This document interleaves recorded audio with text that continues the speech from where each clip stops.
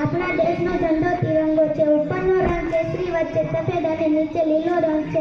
સફેદ રંગના પટ્ટા પર વચ્ચે એક ચક્ર છે, જેને અશોક ચક્ર કહે છે. ઝંડાની ઉપરનો કેસરી રંગ ભારતીય વીરતા અને બલિદાનનો સંદેશ આપે છે. વચ્ચેનો સફેદ રંગ અને અશોક ચક્ર શાંતિ અને ઉન્નતિના રસ્તા ઉપર આગળ કરતા સમુદ્રી સ્ટાર્ટ કરવાનું સૂચન કરે છે. નીચેનો લીલો રંગ હરિયાળી બતાવે છે. પહેલાની જમાનાથી જ આપણા ભારતીય વીરતા અને બલિદાનનો માન પ્રસિદ્ધ થયેલા છે.